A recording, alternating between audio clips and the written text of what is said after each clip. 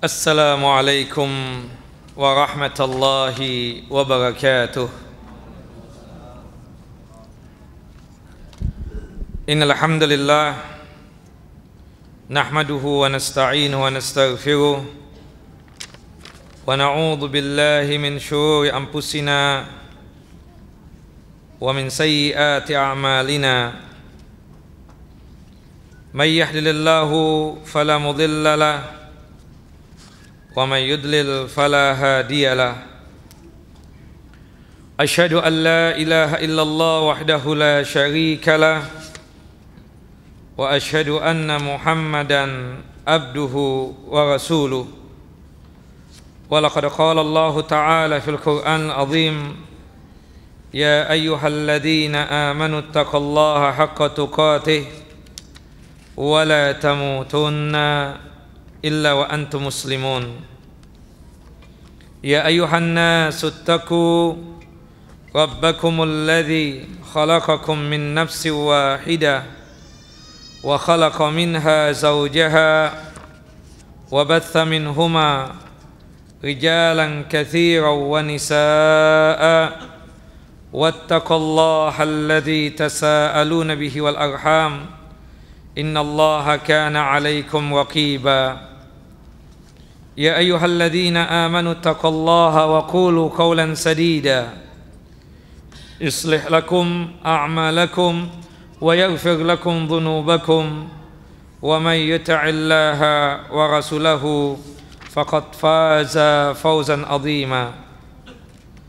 Amma ba'd, fa inna asdaqal hadithi kitaballah wa khairal hadi hadi Muhammad sallallahu alaihi wasallam wa syarrul umuri muhdatsatuha wa kullu muhdatsatin bid'ah wa kullu bid'atin dhalalah wa kullu dhalalatin finnar. Ikhwani wa akhawati fid din, a'azani wa azakumullah. Bapak dan Ibu yang dimuliakan oleh Allah Subhanahu wa taala, melanjutkan membahas kita dan kajian kita, pembacaan kitab Al-Usulus Salasah, ya, karya Syekh Muhammad bin Sulaiman At-Tamimi, ya, yang dimana kita masih seputar tentang masalah anwa'ul ibadah, berkaitan tentang masalah macam-macam ibadah. Artinya di sini Syekh menjelaskan tentang berkaitan tentang anwa', berkaitan tentang masalah macam-macam ibadah, yang dimana ibadah tersebut macamnya sangat banyak sekali. Disebutkan oleh Syekh Muhammad bin Shalih Al-Utsaimin ketika menjelaskan maksud daripada anwa'ul ibadah, dikatakan di sini wa anwa'ul ibadah allati amara Allah biha, yaitu macam-macam ibadah yang dimana Allah Jalla Jalaluh memerintahkannya. Mithlul Islam, tentang keislaman kita, itu bagian daripada ibadahnya kita kepada Allah Jalla Jalaluh. Wal iman, dan juga berkaitan dengan iman kita kepada Allah Subhanahu wa taala, iman kita kepada Rasulullah SAW, iman kita kepada kitab-kitab Allah, iman kita berkaitan dengan rasul-rasulnya dari Nabi Adam sampai Nabi Muhammad sallallahu alaihi wasallam. Kemudian iman berkaitan tentang yaumil akhir, tentang hari kiamat, dari kematian sampai nanti hisab kita, atau sampai nanti dimasukkan ke dalam jannah, termasuk bagian pada iman tentang hari kiamat.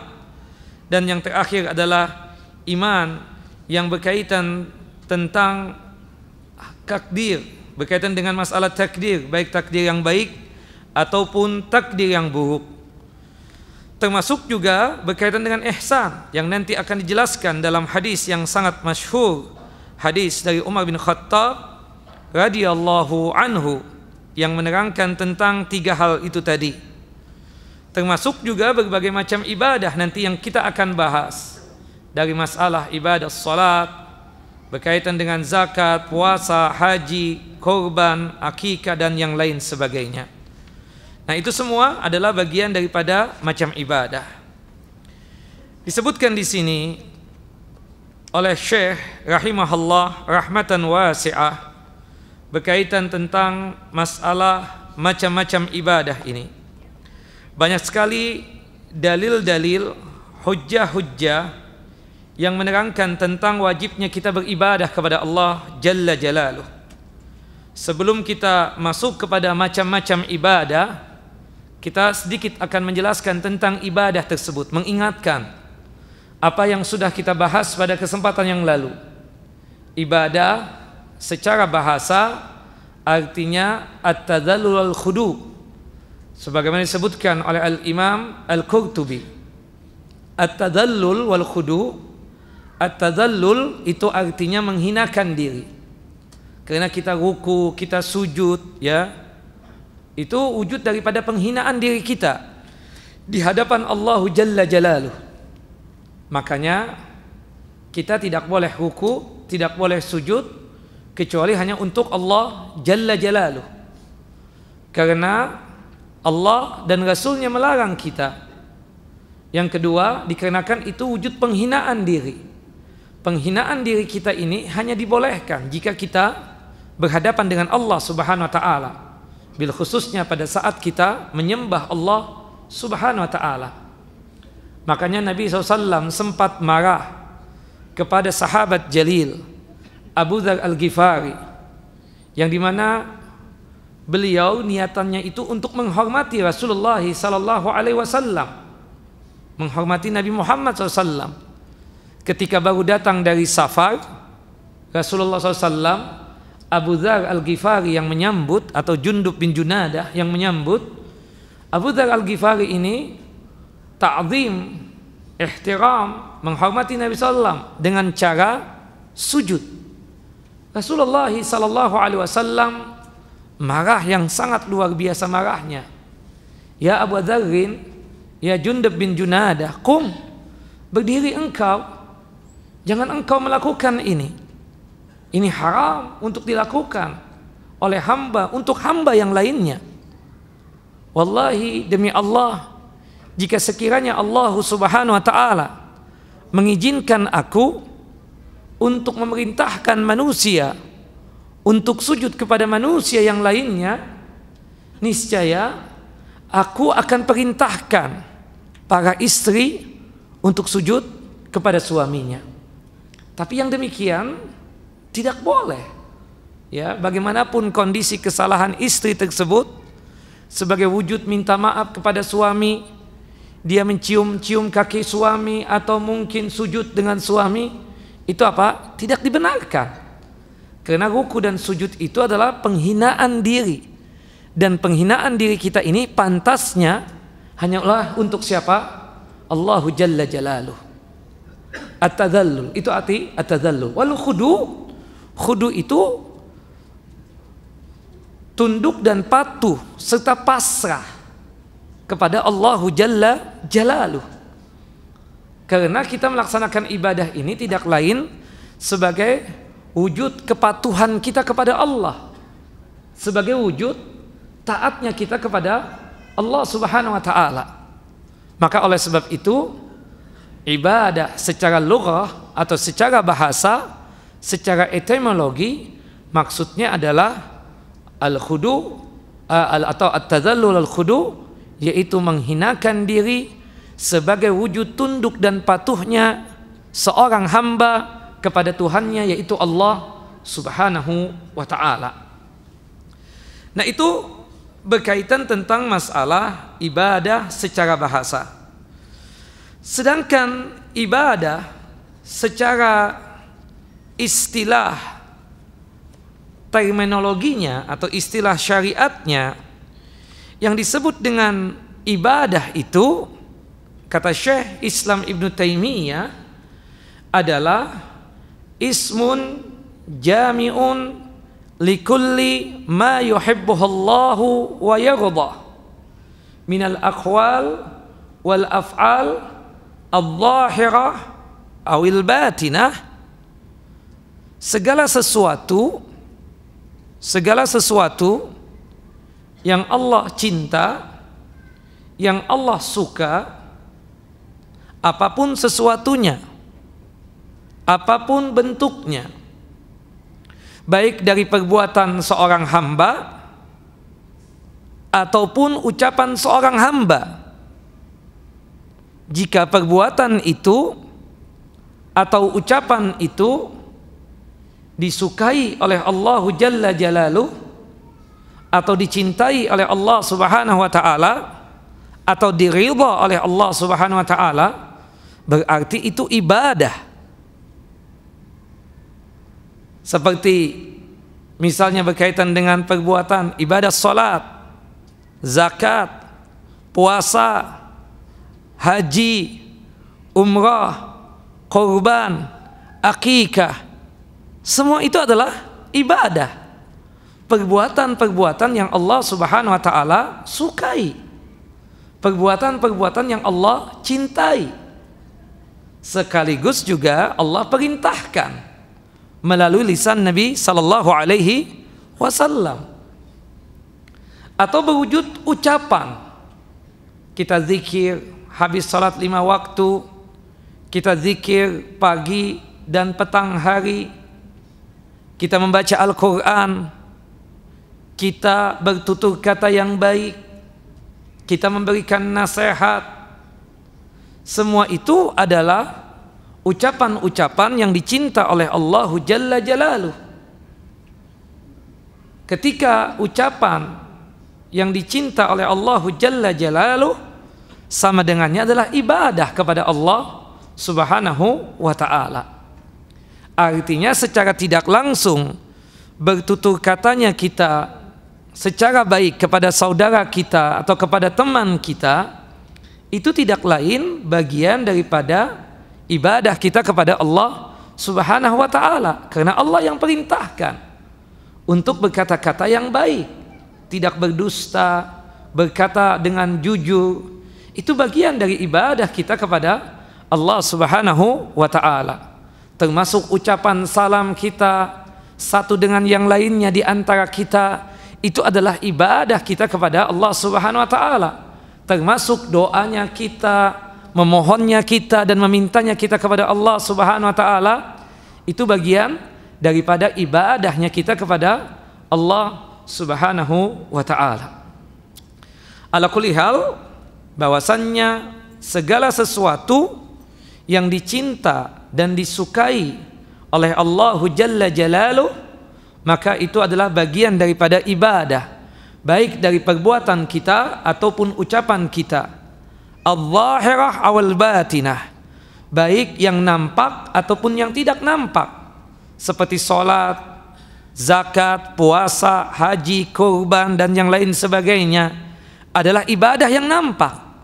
Tapi ada ibadah-ibadah yang tidak nampak, seperti rasa cintanya kita kepada Allah, rasa takutnya kita kepada Allah, pengharapan kita kepada Allah, termasuk ikhlasnya kita kepada Allah Jalla Jalaluh, sesuatu yang tidak nampak.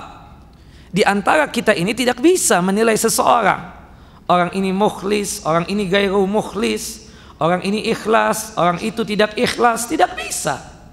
Karena ini adalah bagian daripada sesuatu yang berkaitan dengan amalan hati, dan amalan hati itu tidak ada yang tahu kecuali seseorang yang melakukannya dan Allah Jalla Jalaluh. Dan keikhlasan kita dalam masalah ibadah itu pun juga bagian daripada ibadahnya kita kepada Allah Subhanahu wa ta'ala.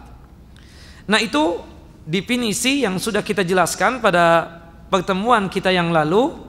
Banyak sekali definisi yang disampaikan oleh ulama tentang masalah ibadah ini. Kita masuk kepada pembahasan tentang anwa'ul ibadah, macam-macam ibadah. Yang paling tingginya berkaitan tentang masalah macam-macam ibadah tersebut tadi berkaitan dengan 3 hal tadi: iman, Islam, dan juga ihsan. Kita akan bacakan hadis dari Umar bin Khattab radhiyallahu an yang menerangkan tentang 3 pembahasan itu tadi. Dikatakan oleh Umar bin Khattab atau diceritakan oleh Umar bin Khattab, bainama nahnu inda Rasulillah sallallahu alaihi wasallam dzata yaumin, ketika kami sedang duduk-duduk bersama Nabi SAW di suatu hari, ya, di suatu hari kami sedang duduk-duduk bersama Rasulullah sallallahu alaihi wasallam. Ittala'a alaina rajulun syadidu bayadis siyab syadidu sawadis sya'ar. Tahu-tahu muncul seseorang yang bajunya itu putih, kemudian rambutnya itu sangat hitam sekali. La yura alaihi atharus safar, tidak nampak dari dia tersebut bekas safar, bekas melakukan perjalanan jauh. Orang kalau melakukan safar, apalagi zaman dulu, ya, itu kan dalam kondisi yang maaf, kadang baju ini lecek, ya, atau apa ya, kucel, atau ya tidak rapi lah. Kemudian kadang ada kotor, kadang bau badan, kemudian rambut. Nah dulu nggak ada peci yang seperti ini, makanya Umar bin Khattab mengatakan syadidus sawadis sya'ar, artinya kalau kita nggak pakai peci boleh nggak? Ketika sholat atau ketika ketemu dengan orang boleh nggak? Boleh, karena ini bukanlah sesuatu hal yang berkaitan dengan sesuatu ibadah kan, ini berkaitan dengan adat istiadat. Biasanya sebagai wujud tanda saja di sini kan, orang Muslim, orang Islam itu pakai peci seperti itu. Tapi kalau seandainya sholat nggak pakai peci, sah nggak sholatnya? Of course, tentunya sah lah. Tidak ada ulama yang mengatakan bahwasanya kalau sholat nggak pakai peci, sholatnya nggak sah. Nggak ada ulama mengatakan seperti itu. Tidak nampak sekali bekas safar ini, ya. Padahal kalau di antara kita ini safar, pasti ada bekas safarnya. Rambut mungkin acak-acakan atau paling tidak bau debu, ya. Kemudian pakaian tidak rapi dan seterusnya. Wala ya'rifuhu minna ahadun. Di antara sahabat itu nggak ada yang tahu ini siapa nih orang. Datang di majelisnya Nabi sallallahu alaihi wasallam. Hatta jalasa ila Nabi sallam fa asnada rukbatayhi ila rukbatayhi. Tahu-tahu nih orang, subhanallah, Rasulullah lagi asik berbicara atau memberikan kajian lah. Dia datang langsung mendekati Rasulullah dan duduk percis di depan Rasulullah, yang dimana lututnya orang tersebut dengan lututnya Rasulullah itu mengena satu dengan yang lainnya. Wa wada'a kaffaihi ala fakhidaihi.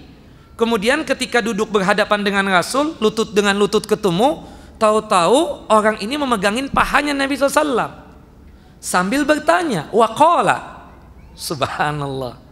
Yang memegang paha, kita katakan boleh nggak laki dengan laki? Tentunya kita katakan ya nggak ada masalah. Cuma adat istiadat kita kan kalau kita memegang paha, di antara kita khawatirnya ada orang yang nggak suka, takutnya berpikiran negatif, ya.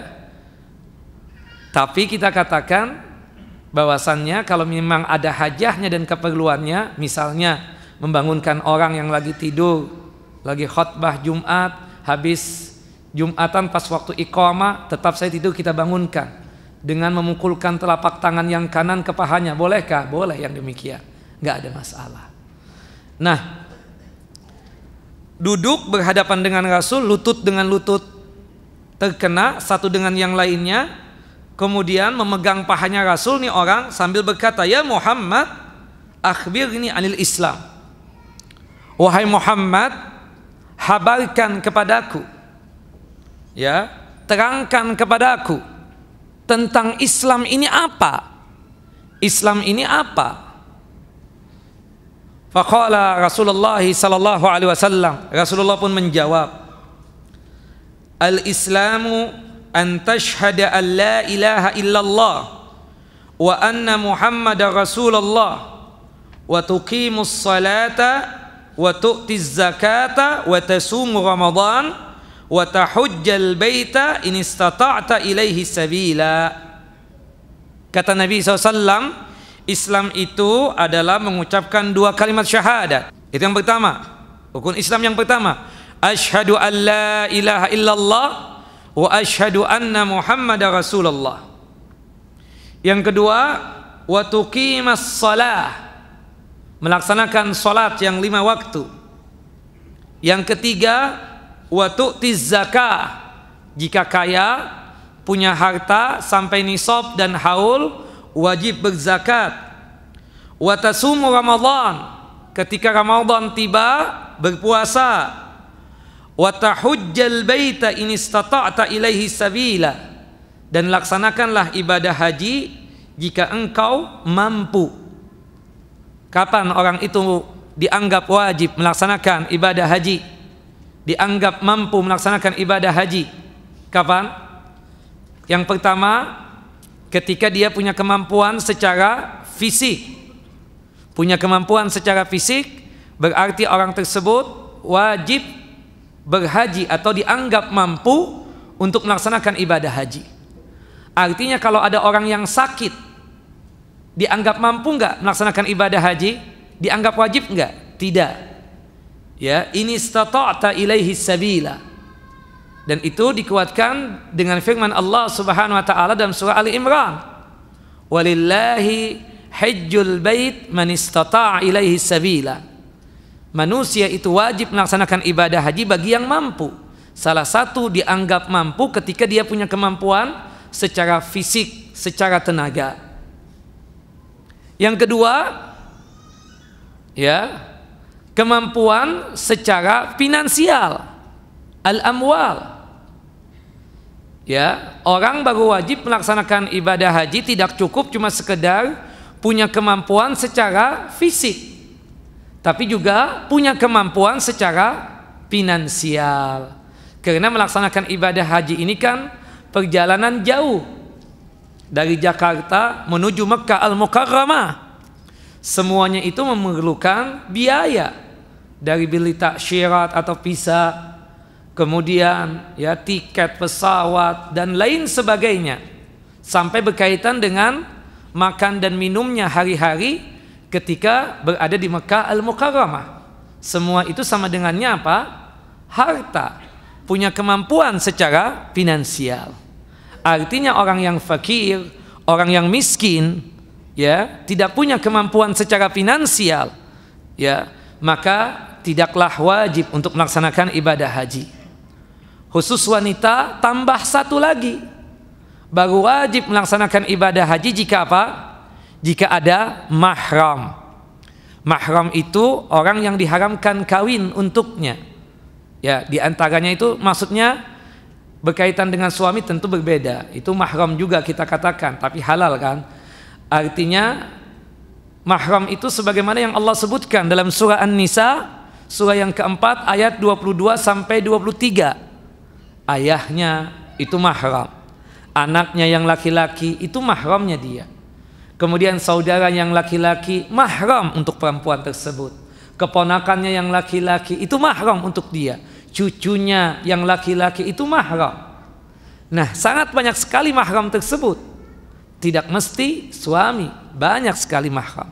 Artinya jika seseorang ingin melaksanakan haji atau umrah, untuk perempuan bil khususnya harus ada mahram.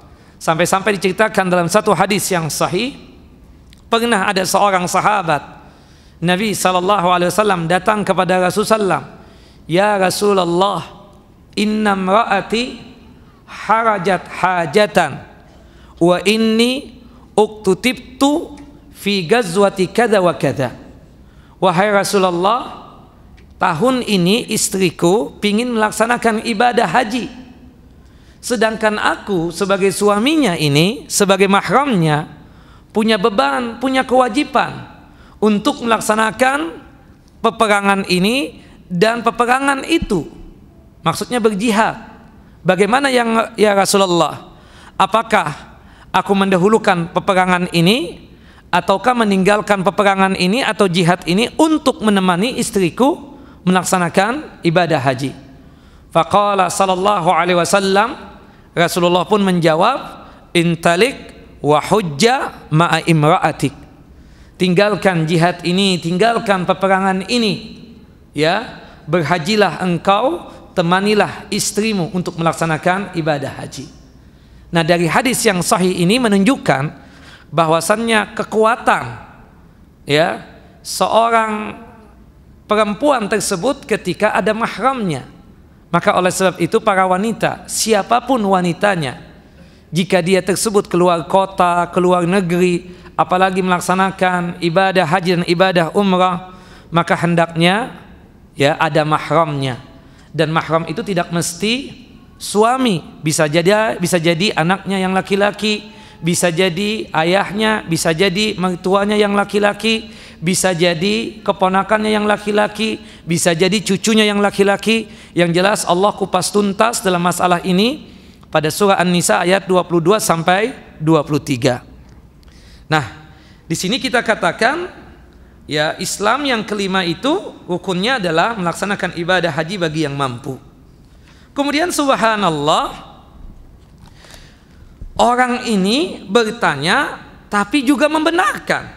Qala sadaqta, benar engkau wahai Muhammad, jawabanmu itu benar. Qala, Umar pun berkata, fa ajibna lahu yas'aluhu wa yusaddiquhu. Kok ini orang sungguh mengherankan buat kami, bertanya sekaligus membenarkan. Orang kan kalau bertanya itu kenapa? Tidak tahu. Tapi ini subhanallah, bertanya malah setelah Rasulullah menjawab membenarkan. Benar engkau wahai Muhammad, 100 engkau wahai Muhammad. Seakan-akan seperti itu. Kemudian orang ini bertanya lagi kepada Rasulullah, qala fa akhbirni anil iman. Wahai Muhammad, tolong habarkan kepadaku tentang iman itu apa? Qala sallallahu alaihi wasallam, Rasulullah sallallahu alaihi wasallam menjawab, an tu'mina billahi wa malaikatihi wa kutubihi wa rusulihi wal yaumil akhir wa tu'mina bil qadari khairihi wa syarri. Yang namanya iman, kata Rasulullah, itu yang pertama beriman kepada Allah. Kamu beriman kepada Allah. Yang kedua, kamu beriman kepada malaikat-malaikatnya. Yang ketiga, kamu beriman kepada kitab-kitab Allah Jalla Jalaluh. Yang keempat, beriman kepada rasul-rasulnya, rasul-rasul Allah Jalla Jalaluh. Yang kelima, beriman tentang hari kiamat. Dan yang terakhir, kamu beriman terhadap takdirnya Allah Jalla Jalaluh, terhadap qadanya Allah Jalla Jalaluh, baik takdir yang baik ataupun takdir yang buruk. Qala, kemudian orang ini berkata lagi, sadaqta, benar engkau wahai Muhammad. Umar pun mengatakan lagi, fa'ajibna lahu, ya, aku heran, kami heran, ya, bertanya, ya, malah membenarkan, ya, yas'aluhu wa yusaddiquhu, ya, wa yusaddiquhu, bertanya membenarkan. Nah, sampai pada akhirnya orang ini bertanya untuk ketiga kalinya, fa akhbirni anil ihsan. Wahai Muhammad, kabarkan tentang ihsan. Ihsan ini pun juga berkaitan tentang masalah ibadah. Qala, Rasulullah SAW menjawab, an ta'budallaha ka'annaka tarah, fa illam takun tarahu fa innahu yarak. Kata Rasulullah SAW, yang namanya ihsan itu adalah engkau menyembah Allah seakan-akan engkau melihat Allah. Tapi itu sesuatu hal yang tidak mungkin. Dalam hadis yang lain disebutkan, antakhshallaha ka'annaka tarah, engkau takut kepada Allah Jalla Jalaluh seakan-akan engkau itu melihat Allah. karena kita seakan-akan melihat Allah, takut kita untuk melakukan maksiat, takut kita tersebut untuk melakukan perbuatan dosa. Itu ihsan. Ketika kita beribadah, khususnya salat, Allahu Jalla Jalaluh hadir di hadapan kita selama apa? Malam yaltafit.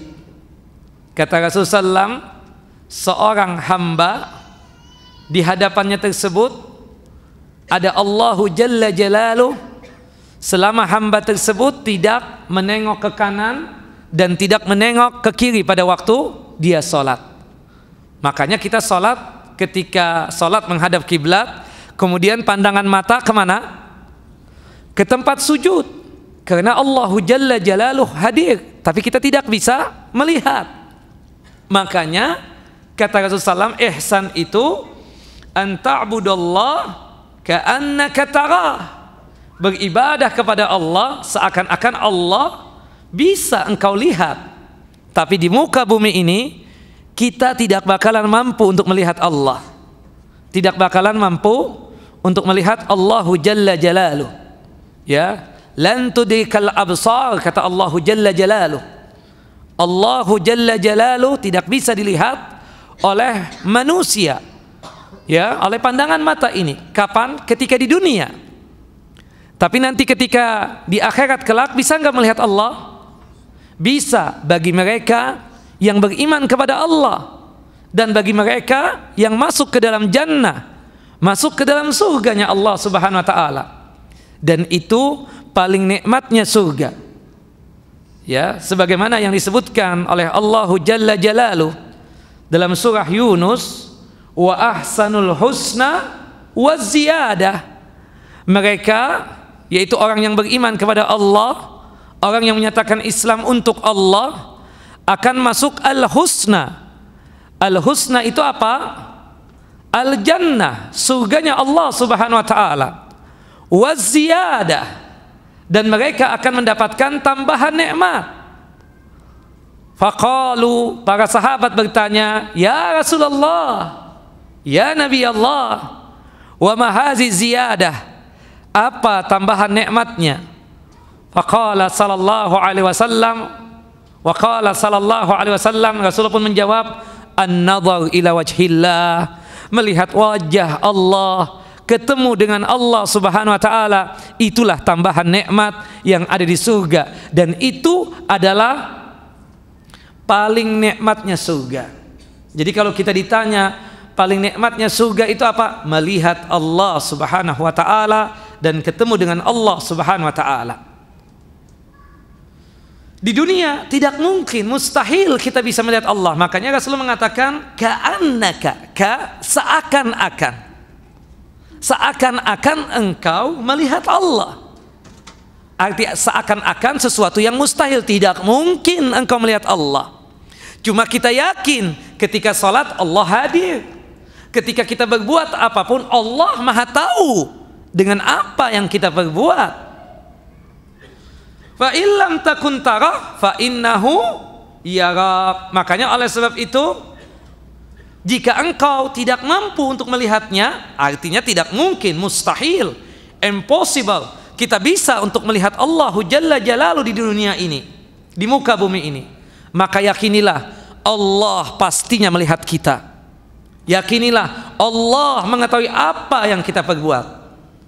Inilah yang disebut dengan apa? Muraqabah. Wattaqullaha alladzi tasaaluna bihi wal arham, innallaha kana 'alaikum raqiba. Innallaha kana 'alaikum raqiba. Dan bertakwalah kalian kepada Allah Subhanahu wa taala. Salah satunya dengan cara menyambung hubungan rahim, tali kekerabatan.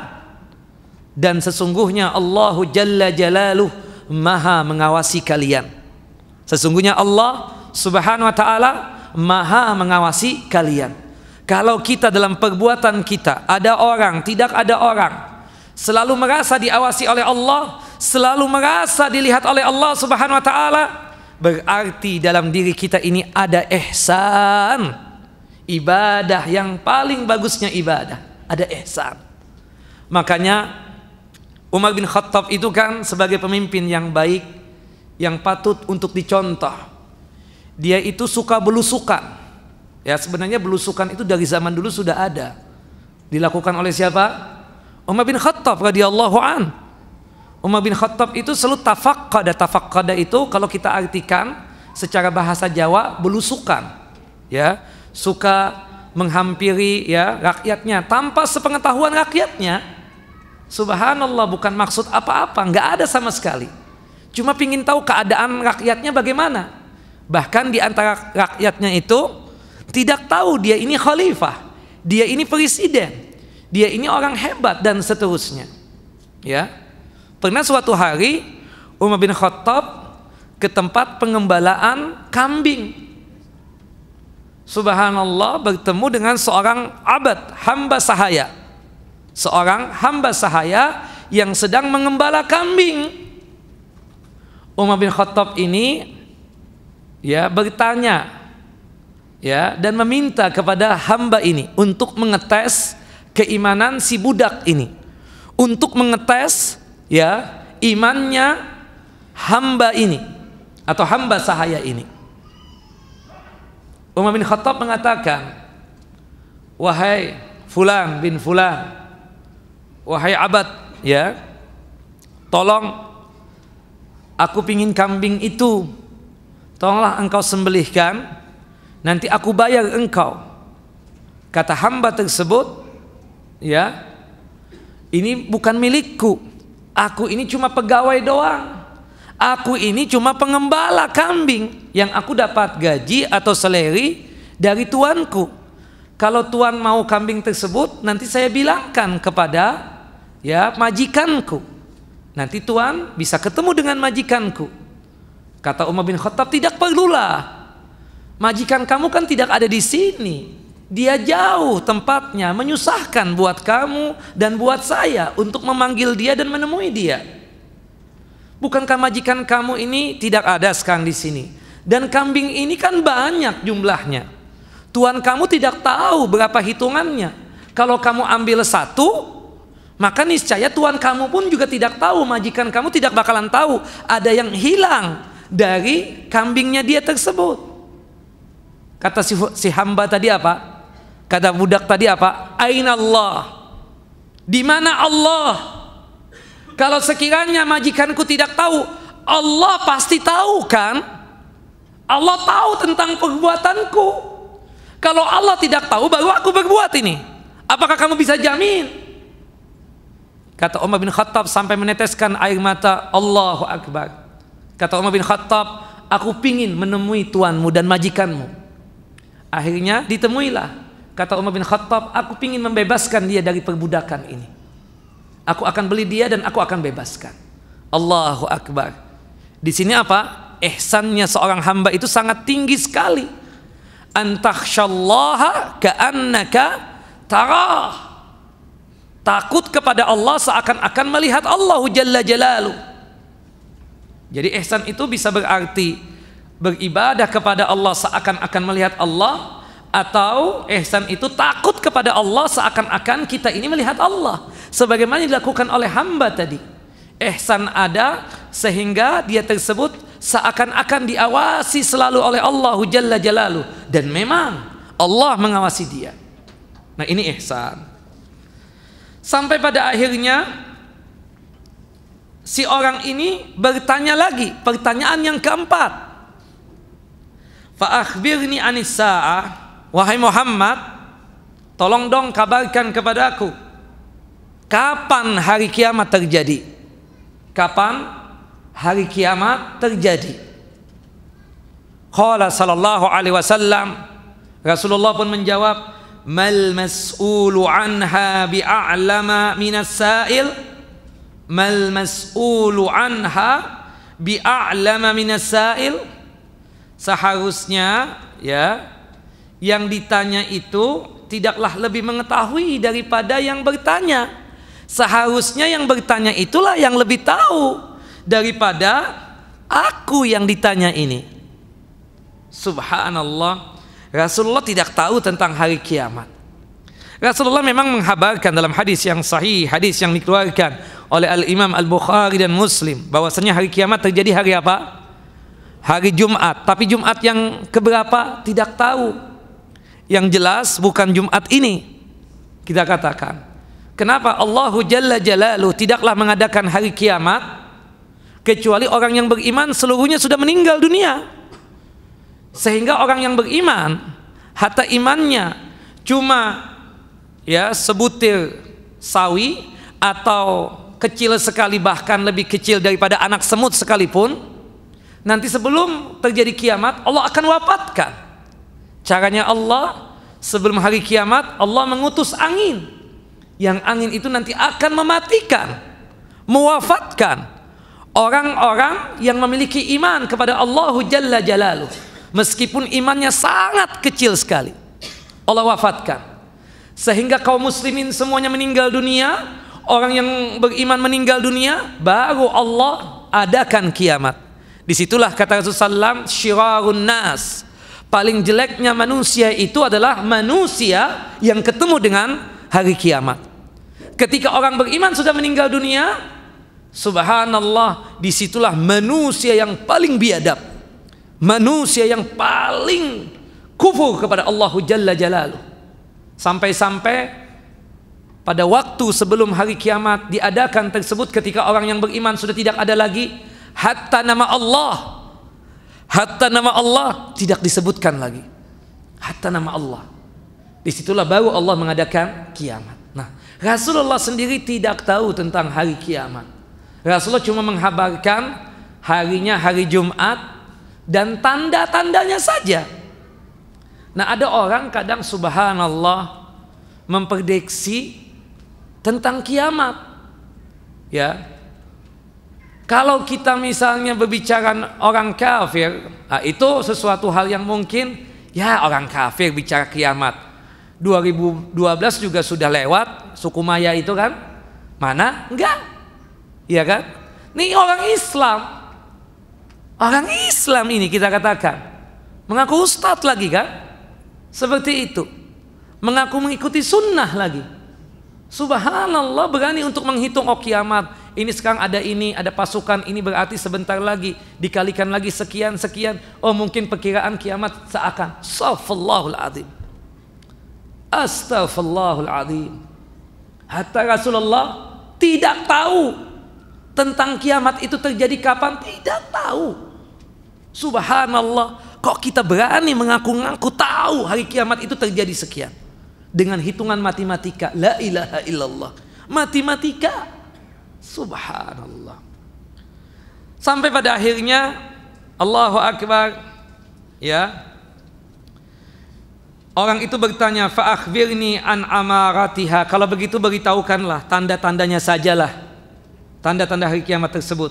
Kata Rasulullah, tandanya aku tahu, di antaranya antalidal al-ammatu rabbataha, akan lahir nanti seorang budak perempuan akan melahirkan tuannya, sayyidnya. Wa antaral hufatal urata al-ala, dan engkau nanti akan melihat orang yang tidak memiliki sandal, hufata al-urata, ya, dan orang al-alata, orang fakir, orang miskin, ri'a asyai, pengemis, ya, gembel, yatatawaluna fil bunyan, mereka ini berlomba-lomba untuk membangun bangunan, rumah-rumahan yang tinggi-tinggi. Nah, kalau seandainya ada gembel, ada pengemis, mereka itu malah memiliki gudang yang gedung yang tinggi, rumah yang besar dan seterusnya, berarti tanda kiamat.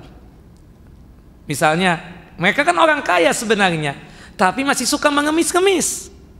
Nah, berarti itu salah satu tanda kiamat, kata Nabi SAW.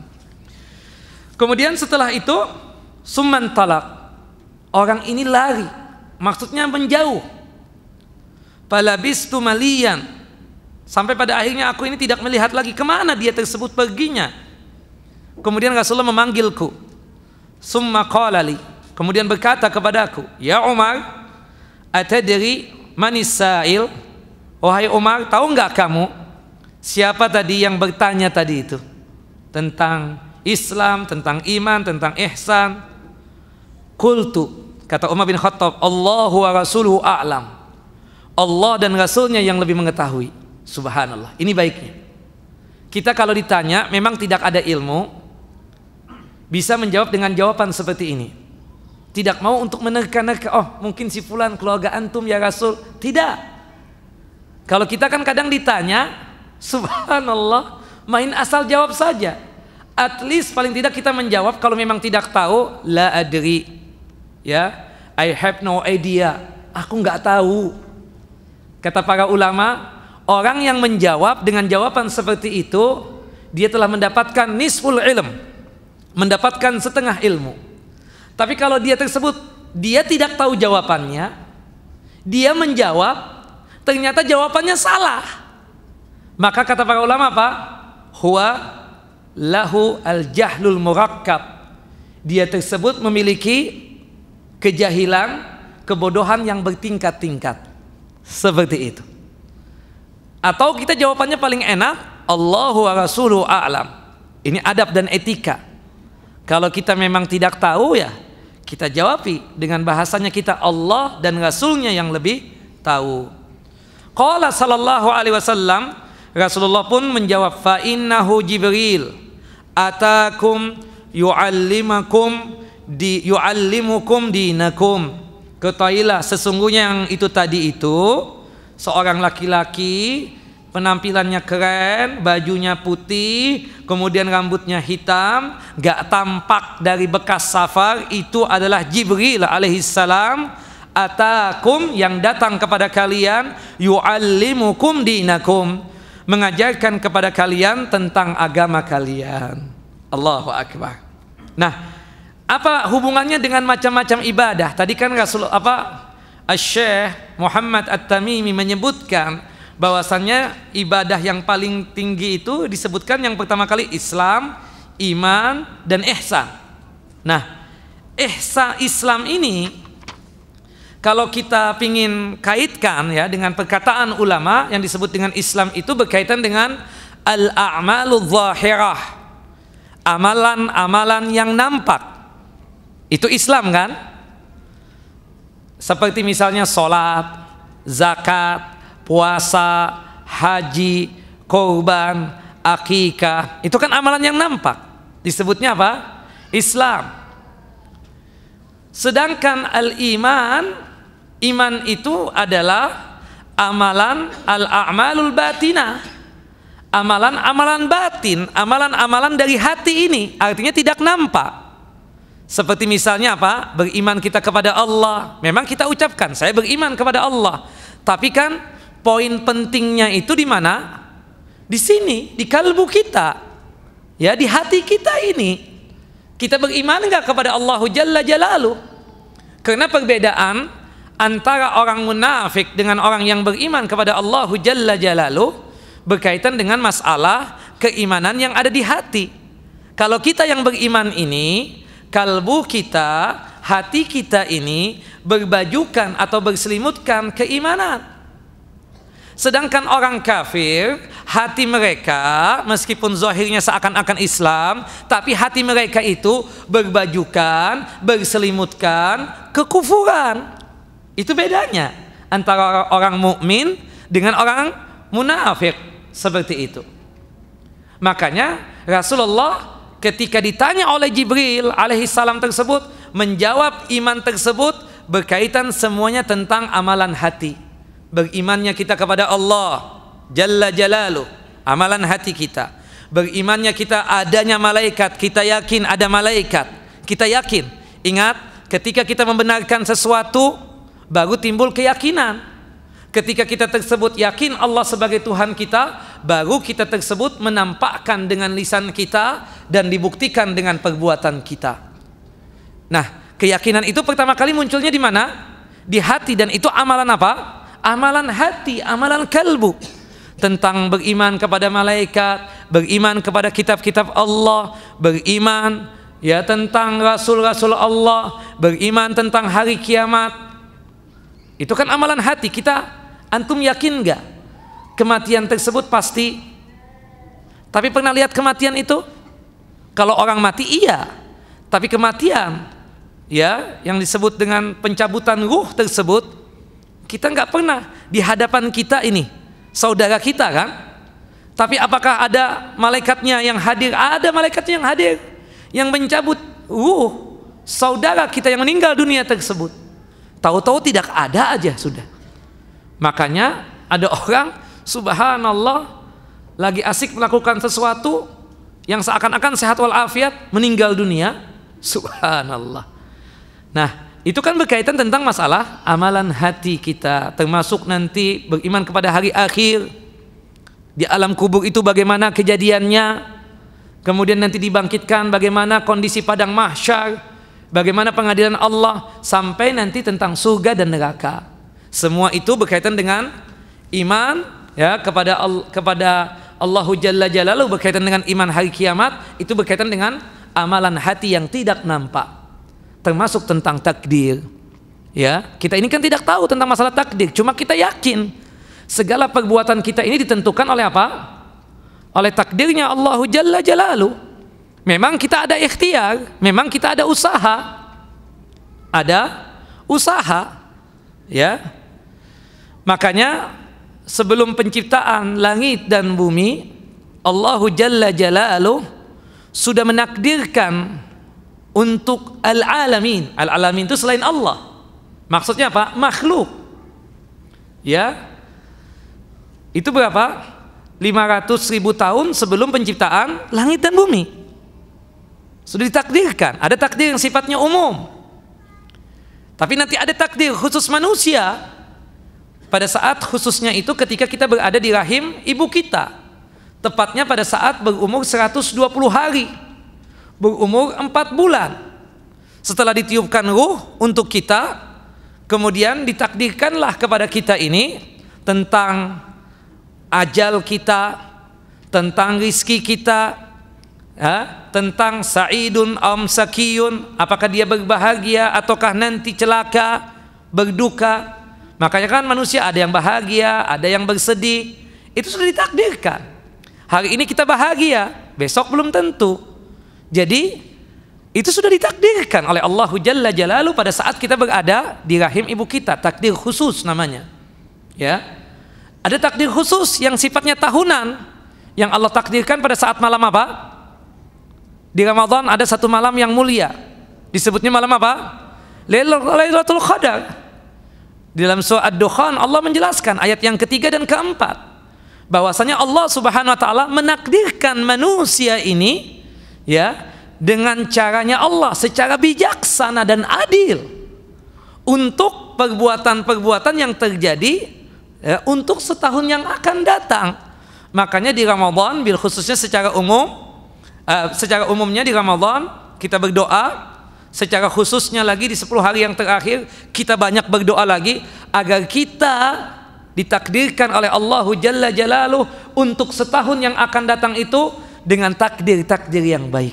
Seperti itu. Dan ternyata juga disebutkan ada takdir harian. Ada takdir harian yang Allah sebutkan dalam surah Ar-Rahman. Ya. Yas'aluhu man fis samawati wal ardh kulla yaumin huwa fi sya'an. Bahwasannya setiap harinya tersebut manusia tersebut tindak tanduknya itu ditakdirkan oleh Allah Jalla Jalaluhu. Seperti itu. Makanya selalu meminta doa yang baik. Makanya salah satu zikir pagi dan petang itu doanya apa? Hafal enggak? Allahumma inni as'aluka khairu ma fi hadhihi Allahumma inni as'aluka khairu ma fi hadzal yaum wa khairu ma ba'daha wa a'udzu bika min syarri ma fi hadzal yaum wa syarri ma ba'dah. Ya Allah, sesungguhnya aku meminta kepadamu kebaikan-kebaikan yang ada pada hari ini, dan aku berlindung kepadamu ya Allah dari kejelekan-kejelekan yang ada pada hari ini dan setelahnya. Dan setelah hari ini kita meminta kepada Allah kebaikan-kebaikan yang ada pada hari ini dan kebaikan setelah hari ini. Besok, lusa, minggu depan kita minta selalu kebaikan. Dan kita berlindung selalu kepada Allah dari kejelekan yang terjadi hari ini dan kejelekan yang terjadi setelah hari ini atau lusa atau setelahnya. Ketika habis asar, habis kita sholat asar, sudah zikir sholat asar, kita zikir petang juga kan? Apa yang kita baca? Allahumma inni as'aluka khairu ma fi hadhihi al-lailah wa khairu ma ba'daha wa a'udzu bika min syarri ma fi hadhihi al-lailah wa syarri ma ba'daha. Ya Allah, aku meminta kepadamu kebaikan-kebaikan yang ada pada malam hari ini, di petang hari ini, dan kebaikan-kebaikan setelah malam ini. Dan ya Allah, aku berlindung kepadamu dari apapun kejelekan yang terjadi pada hari ini dan kejelekan-kejelekan yang terjadi pada setelah malam ini. Nah, ini sangat bagus zikir pagi dan petang. Agar apa? Supaya apapun yang ditakdirkan oleh Allah Jalla Jalaluhu sesuatu yang baik. Nah, ala kulli hal, kalau kita berbicara tentang Islam, kalau Islam dan iman itu bersamaan, beriringan, berarti memiliki arti yang berbeda, dan kita kaitkan dengan macam-macam amalan tersebut, kita katakan kalau Islam itu berkaitan dengan masalah amalan yang zahir, amalan yang nampak seperti sholat, zakat, puasa, haji, kurban dan akikah. Sedangkan tentang amalan yang batin adalah berkaitan tentang masalah iman. Iman itu berkaitan dengan amalan-amalan yang tidak nampak, yaitu berkaitan dengan masalah amalan hati. Berimannya kita kepada Allah, berimannya kita kepada malaikat-malaikat Allah, berimannya kita kepada kitab-kitab Allah, rasul-rasul Allah, hari kiamat, dan juga berkaitan dengan masalah takdir. Dalilnya apa? Hadis Nabi sallallahu alaihi wasallam. Kita lihat satu persatu tentang hadisnya, yang dimana Rasulullah SAW menerangkan ketika ditanya tentang Islam, dan Rasulullah selalu menjawabnya tersebut berkaitan dengan amalan yang zahir, amalan yang nampak, ya, wa tahujja wa ta'tamira wa tagtasilu minal janabah wa an tutimma al-wudu'a wa tasumu Ramadan. Ketika ada sahabat yang bertanya, dari hadis yang sahih, dari hadis yang dikeluarkan oleh Al-Imam Muslim, ya, dari Yahya bin Ya'mar, bahwasannya Rasulullah ditanya, apa itu Islam? Islam itu engkau melaksanakan ibadah haji. Islam itu engkau melaksanakan ibadah umrah. Islam itu engkau melakukan mandi janabah. Subhanallah. Kalau kita mandi janabah, berarti itu bagian daripada ajaran Islam, dan itu amal soleh kita. Subhanallah, kita habis hubungan, kemudian kita mandi janabah, atau perempuan habis suci daripada haid, suci daripada nifas, dia harus mandi apa? Mandi besar, yang disebut dengan mandi, ya, berkaitan dengan janabah atau berkaitan dengan masalah mandi untuk mensucikan hadas besar. Itu berkaitan dengan amalan Islam. Amalan yang nampak enggak? Nampak. Kita mandikan ketahuan, terkena air dan seterusnya. Yang dimana tata cara masalah mandi itu ada sekitar 9 tahapan. Kalau kita sanggup untuk melaksanakan 9 tahapan tersebut, meniru sebagaimana yang dicontohkan oleh Nabi SAW, berarti kita tersebut apa? Melakukan dan melaksanakan ibadah Islam atau amalan yang nampak, yang itu berkaitan dengan macam-macam ibadah, dan itu amal soleh kita. Hatta mandi janabah itu bagian amal soleh kita, pahala di sisi Allah Jalla Jalaluhu. Kemudian engkau sempurnakan wudu. Islam itu salah satunya adalah ajarannya mensempurnakan wudu. Subhanallah, dalam hadis yang sahih, hadis dari Utsman bin Affan radhiyallahu an, ya, Rasulullah mengatakan, ya, man tawaddaa nahwa wudu'i hadza, barang siapa yang berwudu sebagaimana wudunya aku ini, kemudian summa shalla rak'ataini, kemudian dia salat 2 rakaat, maksudnya berkaitan dengan salat sunnah wudu, la yuhdisu fihi ma syai', yang dimana dia ikhlas melaksanakan salat yang 2 rakaat tersebut, ghufira lahu ma taqaddama min dzambi, maka dosa-dosanya akan diampuni oleh Allah Jalla Jalaluh. Sempurna wudu, dia laksanakan salat 2 rakaat, maka itu adalah penghapus dosa. Bahkan dalam hadis yang lain, dia mensempurnakan wudu, kemudian dia tersebut salat 2 rakaat, ada jaminan surga. Sebagaimana amalan ini selalu dilakukan oleh siapa? Sahabat siapa? Bilal bin Rabah. Ya kan? Seperti itu. Dalam hadis yang lain, hadis Umar bin Khattab radhiyallahu an, man tawadda'a, ya, man tawadda'a summa qala, barang siapa yang berwudu kemudian dia berdoa, asyhadu an la ilaha illallah wahdahu la syarikalah wa asyhadu anna muhammadan abduhu wa rasuluh. Barang siapa yang berwudu kemudian dia berdoa, asyhadu an la ilaha illallah wahdahu la syarikalah wa asyhadu anna muhammadan abduhu wa rasuluh, maka yadkhulul jannata min abwabiha ats-tsamaniyah syaa. Dia nanti akan masuk ke surga dalam kondisi masuk ke surga lewat 8 pintu surga yang dia inginkan. Mau masuk lewat pintunya orang yang sholat, disilahkan oleh Allah Jalla Jalaluh. Mau dia masuk surga lewat pintunya orang yang suka berzakat dan bersedekah, dipersilahkan oleh Allah Subhanahu wa taala.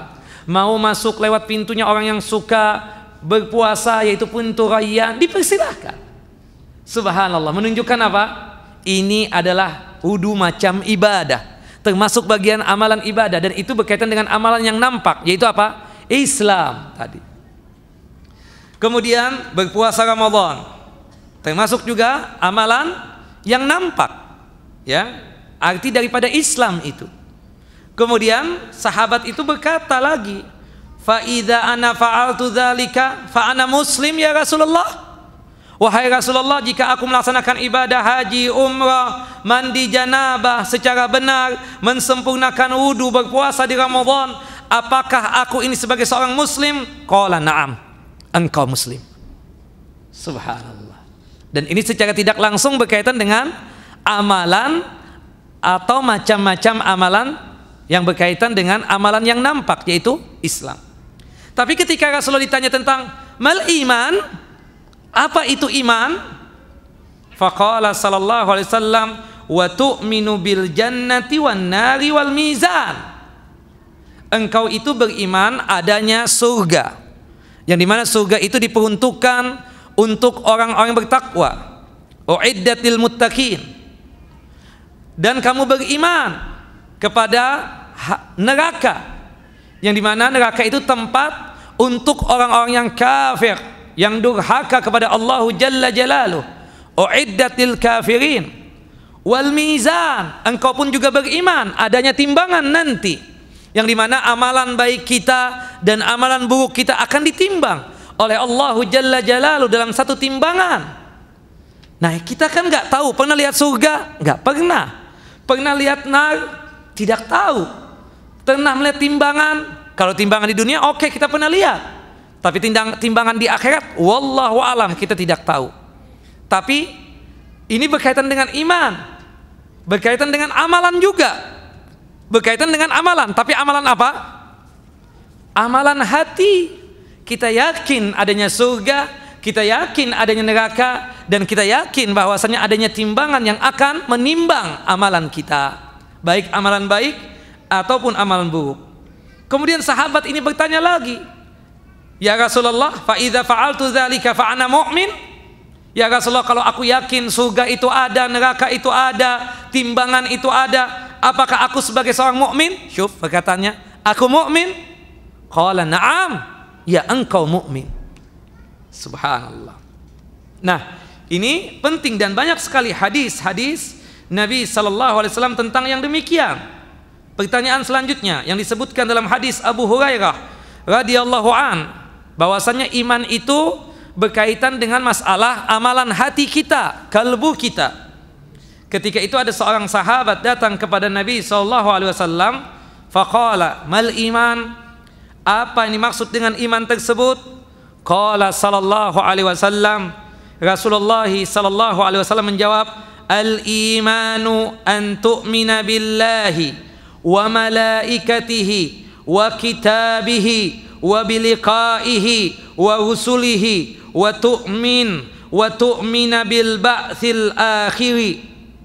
Iman itu adalah berkaitan dengan amalan hati. Engkau beriman kepada Allah, engkau beriman kepada malaikat-malaikat Allah, engkau beriman terhadap kitab-kitab Allah, engkau beriman dan yakin akan ketemu dengan Allah Jalla Jalaluh, engkau beriman akan Rasul-Rasul Allah, dan beriman tentang hari kebangkitan. Kita nggak tahu hari kebangkitan itu kapan terjadi. Kita yakin Allah akan kita temui. Itu berkaitan dengan amalan apa? Hati, kalbu kita. Itu pun bagian ibadahnya kita kepada Allah Jalla Jalaluh. Tapi kalau berkaitan tentang masalah Islam, ini banyak pertanyaan nih Rasulullah SAW. Ini contoh-contoh ibadah ya. Ya, yang jelas kalau berkaitan dengan masalah amalan hati berkaitan dengan apa? Iman, dan iman itu adalah berkaitan dengan ibadahnya kita kepada Allah. Tapi kalau berkaitan dengan amalan yang zahir, yang nampak, ya, itu berarti adalah berkaitan dengan Islam. Dan Islam itu adalah amalan apa? Amalan atau ibadah kita kepada Allah Jalla Jalaluh. Rasulullah sallallahu alaihi wasallam ditanya, "Mal Islam?" Apa itu Islam? Faqala sallallahu alaihi wasallam, Rasulullah pun menjawab, "An ta'budallaha la tusyriku bihi syai'an." Yang pertama yang disebut dengan Islam, dan ini bagian daripada ibadah kepada Allah, engkau beribadah kepada Allah dan tidak menyekutukan Allah. Itu Islam. Nampak enggak kita beribadah? Nampak tidak? Nampak. Kita salat ibadah bukan? Nampak. Kita zakat nampak tidak? Paling tidak diri kita dan orang yang menerima zakat dan sedekah kita. Iya kan? Kita umrah, kita haji nampak bukan? Kelihatan kan? Islam itu secara umumnya adalah bagian daripada ibadah. Ibadah yang bagaimana? Ibadah yang zahirah, yang nampak. Termasuk kata Rasulullah SAW, Islam itu wa tuqimus salatal maktubah, melaksanakan salat yang 5 waktu. Itu Islam, bagian daripada ibadah kepada Allah.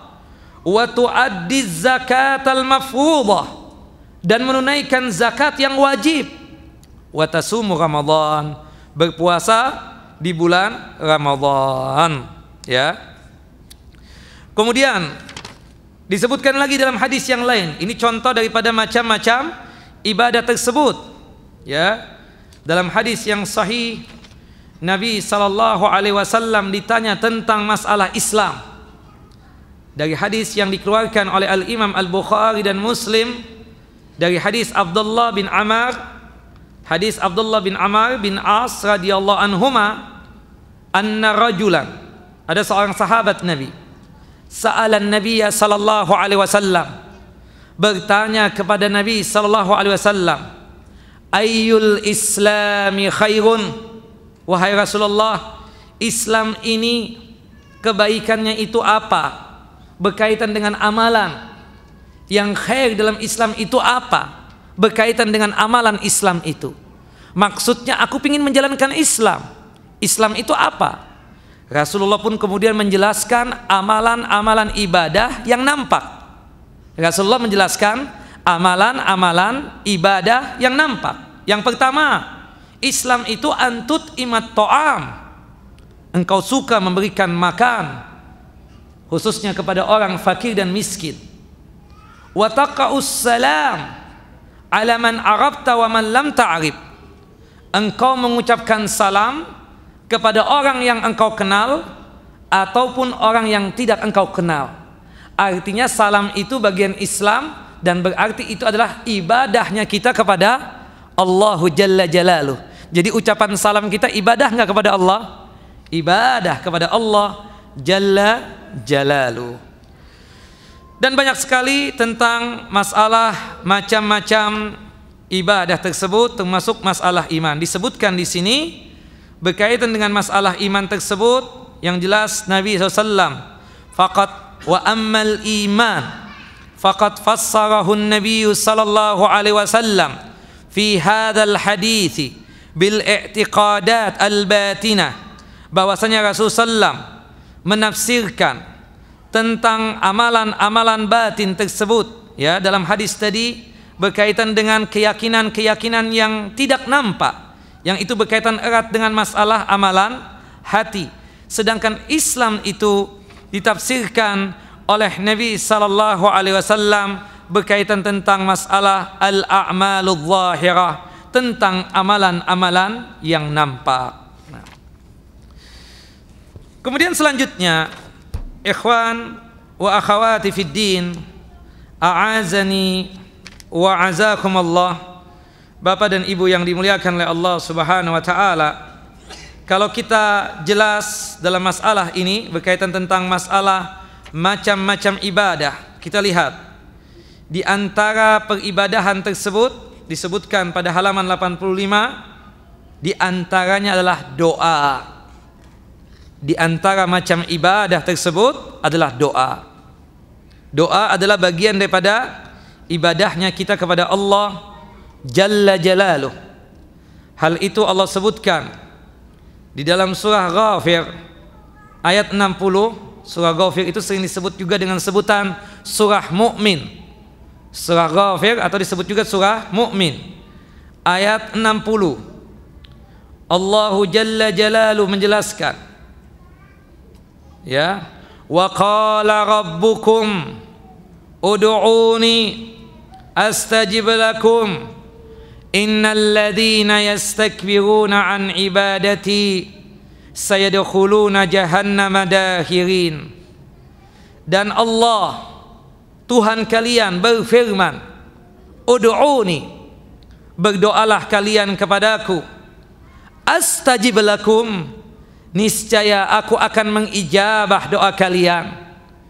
Innal ladzina yastakbiruna an ibadati. Lihat, Allah mengatakan sesungguhnya orang-orang yang sombong akan beribadah kepadaku. Sesungguhnya orang-orang yang menyombongkan diri dari menyembahku. Maksudnya dia tinggalkan ibadah. Dia tidak mau untuk berdoa di sini kan? Allah menamakan doa itu bagian ibadah kepada Allah. Orang yang tidak suka berdoa, orang yang tidak pernah mau untuk meminta kepada Allah, Allah murka dan marah kepadanya, dianggap sombong oleh Allah Subhanahu wa taala. Disebutkan dalam hadis Abu Hurairah, hadis yang dikeluarkan oleh Al-Imam At-Tirmidzi dan juga Al-Imam Ibnu Majah, man lam yas'alillaha yaghdab alaih. Orang yang tidak pernah meminta kepada Allah Subhanahu wa taala, orang yang tidak pernah memohon kepada Allah Subhanahu wa taala, orang yang tidak pernah berdoa kepada Allah Subhanahu wa taala, Allah murka kepadanya. Dan ini dibuktikan dengan ayat ini. Sesungguhnya orang yang menyombongkan diri, sombong, tidak mau beribadah kepadaku, bukan dia tidak sholat, bukan dia tidak berzakat, tapi kesombongan dia tersebut ditandai dengan tidak mau untuk meminta dan berdoa kepada Allah Subhanahu wa taala. Orang yang tidak pernah berdoa kepada Allah, tidak pernah mau meminta kepada Allah, sayadkhuluna jahannama dakhirin. Niscaya Allah Jalla Jalaluhu akan memasukkan dia ke dalam neraka jahanam dalam kondisi terhina dina. Dan itu dikuatkan lagi bahwasannya doa itu adalah ibadah. Dalam hadis yang sahih Rasulullah mengatakan ad-du'a'u huwal ibadah. Doa itu adalah bagian beribadahnya kita kepada Allah Jalla Jalaluhu. Disebutkan oleh Syekh Muhammad bin Shalih Al-Utsaimin, kata Syekh, di dalam ayat tadi, dalam surah Al-Ghafir ayat 60, menjelaskan berbagai macam ibadah yang telah disebutkan oleh penulisnya, yaitu Muhammad At-Tamimi, di mana di antara macam-macam ibadah atau anwa'ul ibadah yang diperintahkan oleh Allah Jalla Jalaluhu adalah Islam, iman, ihsan, termasuk juga berdoa kepada Allah Jalla Jalaluhu dengan tentunya dengan dasar dalil-dalil. Jadi kita tahu ini satu ibadah berdasarkan apa? Hujjah dan dalil. Termasuk ibadah salat. Makanya Rasulullah SAW mengatakan apa? tentang solat? Sallu kama ra'aitumuni usolli. Solatlah sebagaimana kalian melihat aku solat. Maksudnya beribadahnya kita hendaknya sesuai dengan apa yang dituntunkan oleh Rasul. Artinya pakai dalil dan hujjah. Dan ingat, al-aslu fil ibadah at-tahrim illa fihi adillah tubayyinu annaha mawjudah. Asal mula daripada peribadahan ini at-tahrim, haram, diharamkan. Maksudnya jangan main ciptakan ibadah, main ciptakan amalan tanpa dalil, haram, tidak boleh. Kecuali ada dalil yang menerangkan bahwasannya ibadah tersebut ada, seperti sholat misalnya, ya kan? Sholat itu luar biasa diajarkan oleh Nabi SAW, panjang lebar. Subhanallah, kalau kita berkaitan dengan ibadah sholat, doa iftitahnya saja ada berapa yang diajarkan oleh Nabi SAW? Ada berapa Bapak-bapak? Berapa? 9, benar. Berkaitan tentang masalah doa ruku, ada berapa? Ada 7, ya. Doa i'tidal ada sekitar, ya, 8. Kemudian doa yang berkaitan tentang masalah sujud ada berapa? 12. Tasyahud ada berapa? Ada 6. Salawat Nabi ada berapa? 8. Tata cara salam 4. Duduk di antara 2 sujud ada 4. Artinya apa? Sangat lengkap Nabi SAW mengajarkan tersebut. Jadi sholatlah sebagaimana aku sholat, karena ibadah. Memang wajibnya kita beribadah kepada Allah Jalla Jalaluh, tetapi ingat, kita beribadahnya sesuai dengan dalil. Maksudnya dengan dalil sini apa? Sesuai dengan apa yang dituntunkan oleh Nabi Sallallahu Alaihi Wasallam. Baik Bapak-bapak, sudah setengah 12. Ada pertanyaan Bapak Ibu? Kalau tidak kita teruskan. Maju Pak. Silakan.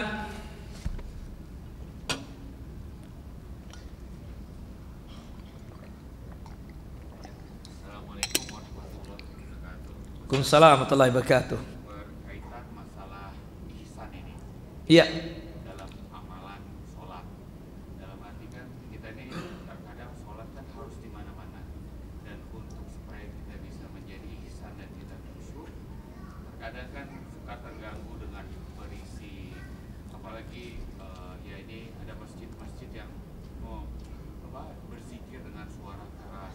Bolehkah kita memejamkan mata kita atau juga kita membesarkan suara kita Ustaz, dalam hal kita melakukan sholat itu? Iya. Pertanyaan dari Bapak, ya, kalau bisa ditulis juga. Itu berkaitan dengan masalah intinya ketika di tempat-tempat yang mungkin tempatnya berisik dan yang lainnya, kita sholat di suatu masjid. Mungkin mereka habis sholat itu zikirnya sangat luar biasa, ramainya, sehingga membuat kita terganggu. Makanya kan zikir itu kan masing-masing, habis sholat itu masing-masing sendiri-sendiri. Cukup apa? Cukup kita saja yang mendengar, bukan diperdengarkan untuk orang lain. Itu yang dilakukan oleh Nabi SAW. Nah, pertanyaan dari Bapak tadi, dari saudara kita tadi, boleh nggak sholat sambil memejamkan mata? Atau boleh nggak kita sholat sambil dengan suara yang keras, sehingga tidaklah yang kita dengar kecuali suara kita? Yang pertama berkaitan dengan memejamkan mata, hukumnya makruh. Karena Rasulullah ketika sholat itu, ya, dalam kondisi matanya melek, ya, artinya melihat tempat sujud. Ta'a ra'sahu wa rama bi basarihi nahwal ardh. Rasulullah menundukkan kepala beliau dan mengarahkan pandangan beliau ke tempat sujud, artinya melihat, tidak pejam mata, kecuali kalau buta lain cerita, ya, seperti itu. Nah, artinya apa? Hukum memejamkan mata, sholatnya sah tapi makruh. Mengeraskan suara juga kalau berkaitan dengan sholat sir, sholat sunnah misalnya, antum nggak boleh keraskan. Berkaitan dengan qobliyah dan ba'diyah, nggak boleh dikeraskan. Seperti itu. Cukup telinga kita saja yang mendengar. Nah, kalau antum misalnya pingin supaya khusyuk, antum kalau berkaitan dengan sholat sunnah, sholatlah di rumah nantinya. Atau Ustadz, saya di kantor, Ustadz, saya di perjalanan, bagaimana? Cari tempat yang aman, yang tidak terdengar lagi berisikan atau suara orang-orang yang seperti itu tadi. Wallahu a'lam. Yang jelas secara hukum ya kita jelaskan, memejamkan mata ketika sholat hukumnya apa? Makruh. Wallahu a'lam. Baik, ada yang lain? Ya.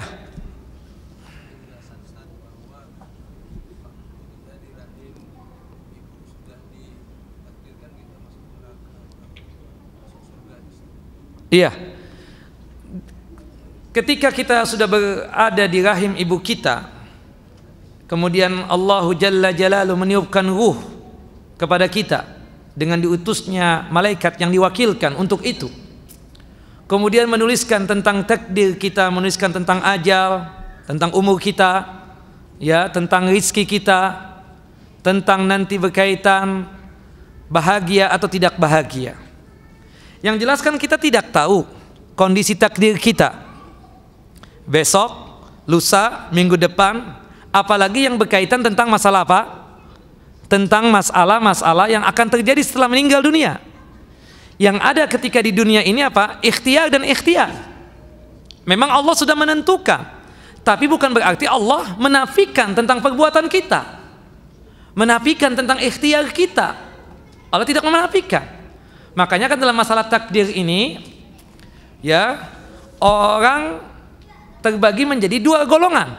Manusia terbagi menjadi dua golongan. Ada yang tidak mengimani tentang masalah takdir, yaitu siapa? Kelompok apa? Aliran sesat Al-Qadariyah. Yang menciptakan itu siapa? Yaitu waktu awal terjadinya di Basrah itu seorang yang bernama Ma'bad Al-Juhani. Ma'bad Al-Juhani. Dia itu tidak percaya dengan takdir. Dari situlah cikal bakal dari aliran Al-Qadariyah, menafikan takdir. Allah Subhanahu wa ta'ala baru tahu kita berbuat ketika sudah terjadi. Subhanallah. Disebutkan bahwasannya mereka yang menolak tentang masalah takdir tersebut, wa annal amra unufun, bahwasannya perkara itu unuf itu lam yasbik bihi qadar wala ilmun minallahi ta'ala, bahwasannya perkara yang kita lakukan, perbuatan yang kita lakukan tidak ada takdir sebelumnya, dan Allah tidak tahu apa yang kita lakukan nanti. Wa innama ya'lamuhu ba'da wuku'ihi. Kata mereka Al-Qadariyah ini, aliran sesat, Allah baru tahu ketika sudah terjadi. Kayak kita misalnya ketemu hari ini, baru Allah tahu. Tadi sebelumnya Allah tidak tahu kita ketemu apa tidak. Na'udzubillah min dzalik. Mereka menafikan tentang masalah takdir. Ya, ada kelompok yang kedua yang sesat lagi menyesatkan, yaitu Jabariyah, yang dimana segala perbuatan hamba atau perbuatan manusia itu disandarkan kepada Allah, termasuk perbuatan maksiat. Jadi kalau mereka melakukan maksiat, durhaka kepada Allah, berzina, minum khamar, mencuri, merampok, ini Allah yang menginginkan. Na'udzubillah min dzalik. Ya, kita ada pilihan. Kayak misalnya, maaf, saya mau lempar bapak dengan batu, bapak menghindar nggak? Ya kan? Tuh, mata bapaknya sudah terhindar. Ya kan, kaget-kaget kita. Ada ikhtiar nggak? Ada pilihan. Seperti itu. Makanya di zaman Umar bin Khattab ada seorang sarik, seorang pencuri ditangkap oleh Umar bin Khattab. Kemudian Umar bin Khattab mengatakan setelah terbukti dia itu memang mencuri, kata Umar, potong tangannya. Sebelum memotong tangannya tersebut, Al-Gojo, ya, orang tersebut mengatakan kepada Umar bin Khattab, ya Amirul Mukminin, tunggu dulu. Ya Umar, aku berbuat seperti ini, mencuri ini kan karena kehendak Allah, Allah yang menginginkan. Kata Umar bin Khattab, begitupun juga, aku pun juga memotong tanganmu karena keinginan Allah. Mau apa? Artinya orang seperti itu harus dikasih pelajaran demikian. Karena kita ada ikhtiar, ada usaha dan seterusnya. Gak mungkin lah, ya.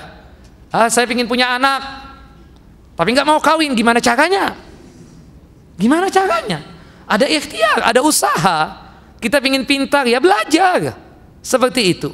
Nanti kata Rasulullah SAW, apapun yang kalian anggap baik, nanti Allah menakdirkan seperti itu. Ya. Yang jelas bahwasannya kita katakan kita ahlus sunnah wal jamaah mengimani tentang takdir tersebut, baik takdir yang baik dan takdir buruk, ya, bahwasannya Allah Subhanahu wa taala menentukan tentang apa yang kita lakukan, tetapi Allah juga memberikan pilihan, dan Allah Subhanahu wa taala Maha tahu tentang kejadian apapun yang kita perbuat. Makanya Allah mengatakan wa ma tasyauna illa ayyasha Allah. Kalian ada kehendak, kalian ada keinginan. Bukan begitu Bapak-bapak? Ada keinginan enggak? Habis zuhur mau makan, ada keinginan enggak? Ada. Tapi kehendak kalian, keinginan kalian di atas kehendaknya Allahu Jalla Jalaluh. Yang jelas ketika sahabat bertanya sebagaimana pertanyaan Bapak itu tadi, kalau begitu tawakal aja dong, udah pasrah saja. Kata Rasulullah, i'malu fakullun muyassarun lima khuliqalahu. Bekerjalah, berikhtiarlah, karena kalian itu diciptakan sesuai dengan apa yang kalian inginkan, dimudahkan untuk mendapatkan sesuatu yang dicita-citakan tersebut. Yang jelas kita harus ada keinginan, ya, keinginan, ya, kemudian ada cita-cita, doa dan tawakal. Insya Allah takdir kita baik. Harus ini, keinginan ada, cita-cita harus ada. Jangan sampai nggak ada keinginan dan cita-cita. Ya. Yang kedua apa? Doa selalu menyertai keinginan kita tersebut. Terakhir ujungnya apa? Kita sudah lakukan tawakal. Kalau misalnya keinginan kita, cita-cita kita itu memang ditakdirkan, ya kan? Baik, ya baik, insya Allah kita dapat. Makanya tawakalkan selalu. Tawakal itu apa? Ada usaha, ada ikhtiar, ya kan? Mencari sebab. Pingin kaya, ya bekerja. Kalau pingin pintar, ya belajar. Tapi ketentuannya nanti Allahu Jalla Jalaluh. Seperti itu. Wallahu a'lam. Nah, termasuk apa yang terjadi di rahim ibu kita kan kita nggak paham, nggak mengerti sama sekali. Nggak paham sama sekali. Berhubung itu gaib, makanya kan takdir itu kan berkaitan dengan keyakinan saya gaib, iya kan? Seperti itu. Maka apa yang kita lakukan? Ikhtiar dan ikhtiar, usaha dan usaha, ya. Terlepas nanti ada ketentuannya yang lain, berarti inilah takdir saya, inilah takdir kita semua. Wallahu a'lam. Baik, sini ada pertanyaan lagi. Salat sebaiknya mengucapkan bismillah sir atau jahar, atau tidak harus mengucapkan bismillah? Begini, para ulama sepakat ketika di dalam salat, baik salat wajib ataupun salat sunnah, ya, kita dianjurkan untuk membaca bismillahirrahmanirrahim sebelum membaca Al-Fatihah. Itu sepakat mengucapkan bismillahirrahmanirrahim. Tinggal memang para ulama kita katakan berdebat, apakah bismillahirrahmanirrahim yang kita baca ketika salat itu ditampakkan, disirkan, ataukah dijaharkan? Ya, ataukah disirkan, dirahasiakan, tidak ditampakkan, ataukah dijaharkan? Dijelaskan, diterangkan supaya orang mendengar. Para ulama berdebat. Sebagian ulama mengatakan ditampakkan. Sebagian ulama yang lain mengatakan, mayoritas ulama bahkan mengatakan tidak ditampakkan. Yang benar yang mana? Dua-duanya. Kalau Bapak salat bismillahirrahmanirrahim tidak ditampakkan, tidak mengapa. Itulah hadis Anas bin Malik. Ya, seringnya Rasulullah memang tidak menampakkan bismillahirrahmanirrahim. Tapi jangan menyalahkan orang yang menampakkan bismillahirrahmanirrahim. Itu pun juga benar. Salatnya sah. Yang salah yang tidak membaca bismillahirrahmanirrahim. Itu jelas. Kemudian, siapa saja yang bisa melihat wajah Allah, dan apa semua yang masuk surga bisa melihat Allahu Jalla Jalaluh? Ya. Orang yang masuk surga lah orang yang bisa melihat Allahu Jalla Jalaluh, bisa ketemu dengan Allahu Jalla Jalaluh. Sebagaimana disebutkan dalam surah Yunus tadi, wa ahsanul husna wa ziyadah. Mereka orang-orang yang beriman kepada Allah akan masuk al-husna, surga, wa ziyadah, dan akan mendapatkan tambahan nikmat. Kemudian para sahabat bertanya, ya Rasulullah, wa ma hadzi ziyadah? Apa tambahan nikmatnya? Faqala sallallahu alaihi wasallam an-nazar ila wajhillah. melihat wajah Allah Subhanahu wa taala. Sedangkan para penghuni neraka kita katakan tidak bisa melihat. Yang bisa melihat Allah Jalla Jalaluhu adalah para penghuni surga ketika mereka sudah masuk ke dalam jannah dan surganya Allah Subhanahu wa taala.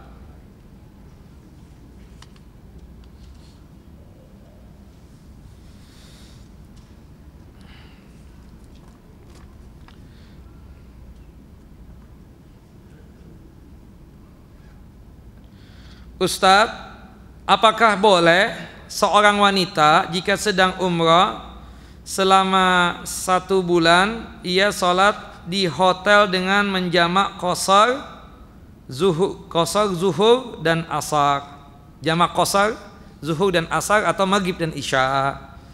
Kita katakan kalau kita musafir, terlepas itu umrah dan yang lainnya, ya, itu boleh kita tersebut untuk melakukan qashar sholat. Ingat, alasan mengqashar salat dikarenakan apa? Karena kita musafir. Sebagaimana disebutkan dalam firman Allah dalam surah An-Nisa, surah yang keempat, ayat 101. Ya, surah An-Nisa ayat 101. Wa idza darabtum fil ardi fala junaha 'alaikum an taqsuru minas shalah. Apabila kalian safar, maka tidak mengapa buat kalian untuk mengqashar salat, meringkas salat yang 4 menjadi 2. Ya, orang musafir boleh meringkas salat yang 4 rakaat zuhur, asar dan isya menjadi 2 rakaat. Kemudian musafir pun juga boleh untuk menjamak salat zuhur dan asar, maghrib dan isya. Berdasarkan hadis dari Mu'adz bin Jabal, ya, dan juga hadis yang lainnya yang menerangkan Rasulullah tentang masalah penjamakan salat tersebut, termasuk hadis Jabir bin Abdullah radhiyallahu anhuma. Ala kulli hal, selama kita musafir boleh untuk menjamak dan mengqashar salat. Kapan kita tersebut gugur kesafaran kita? 1 bulan ada di Mekah, 1 bulan ada di Mekah di tempat keluarganya misalnya, di tempat keluarganya, ya. Dia 1 bulan di sana misalnya melakukan jamak dan qashar salat, boleh enggak? Boleh jika memang tidak ada niatan untuk tinggal di Mekah. Dia cuma sekedar mampir berhubung ada kawinan bersama suaminya, dia datang ke sana bersama suaminya dan anak-anaknya berada 1 bulan di Mekah. Selama dia tersebut tidak ada niatan untuk tinggal di kota Mekah tersebut, dia masih niatan untuk tinggal di Jakarta, maka kita katakan dia dianggap musafir meskipun 1 bulan. Berarti kalau dia musafir, bolehkah menjamak dan mengqashar salat? Boleh. Ya, Rasulullah pernah ketika di Tabuk 20 hari, ketika di Mekah 19 hari. Sahabat yang lain seperti Umar bin Khattab malah pernah melakukan jamak dan qashar, ya, selama 7 bulan. Seperti itu. 70 hari. Sedangkan anaknya 70 bulan. Seperti itu. Umar bin Khattab 70 hari, sedangkan anaknya yang bernama Abdullah bin Umar pernah melakukan itu 7 bulan. Wallahu a'lam. Selama dia musafir, tentu masih boleh untuk menjamak dan mengqashar salat.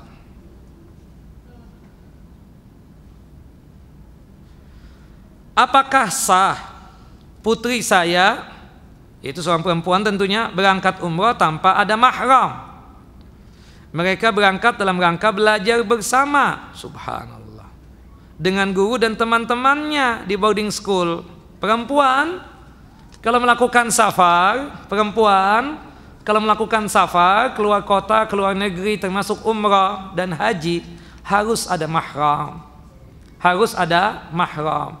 Bagaimana Ustaz sudah terjadi ini? Putri saya, anak saya yang perempuan berangkat umrah tanpa mahram, tanpa abangnya, tanpa suami saya, ya, tanpa pamannya. Bagaimana umrah kondisinya? Umrahnya sah, tapi dia berdosa melakukan perjalanan jauh tanpa ada mahram. Dia berdosa safar sendirian tanpa ada mahram. Tentang hajinya, tentang umrahnya, kalau dia mengerjakan sebagaimana yang dituntunkan dan diajarkan oleh Nabi SAW, maka sah umrah dan hajinya. Tapi dia berdosa dalam kategori safarnya tanpa ada mahram. Seperti itu. Baik, satu lagi.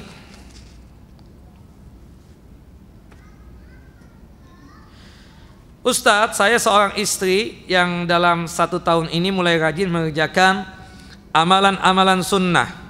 Mengingat usia saya sekarang sudah 42 tahun, saya selalu mengerjakan salat sunnah, membaca Al-Quran, kemudian salat ba'diyah setelah salat wajib, zikir pagi petang, kemudian amalan sebelum tidur, kemudian sering mengikuti kajian-kajian sunnah, ya, termasuk juga saya mendengarkan kajian yang ada di internet misalnya. Tapi menurut suami, saya melakukan itu semua terlalu lebay, terlalu berlebihan, ya. Pertanyaan saya, apa yang harus saya lakukan? Apakah saya harus mengurangi ibadah-ibadah sunnah saya? Begini, kita mengerjakan amalan sunnah itu satu hal yang bagus, yang baik. Tapi pada saat posisi kita tersebut tidak meninggalkan kewajiban.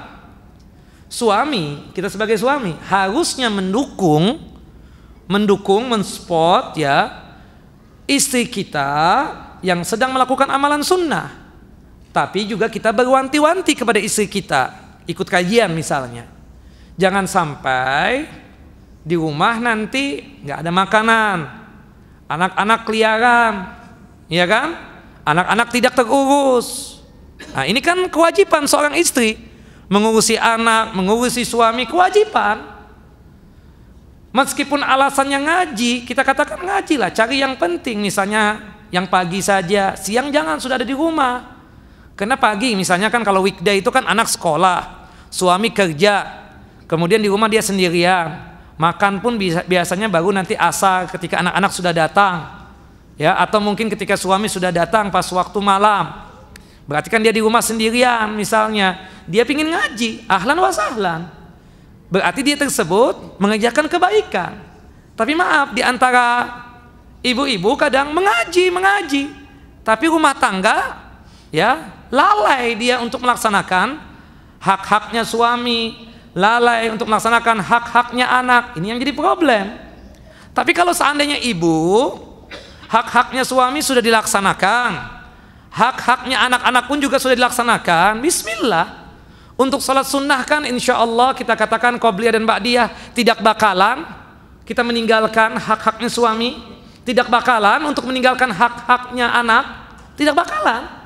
Iya kan? Sangat mudah. Puasa misalnya kita, tidak bakalan untuk meninggalkan hak-hak tersebut. Jadi suami janganlah terlalu melecehkan hal seperti itu.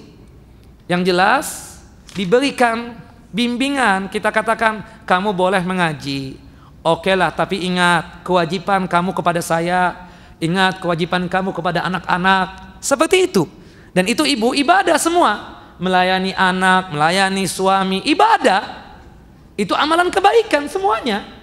Jangan sampai itu dikira bukan ibadah. Subhanallah. Memperhatikan suami makan dan minumnya.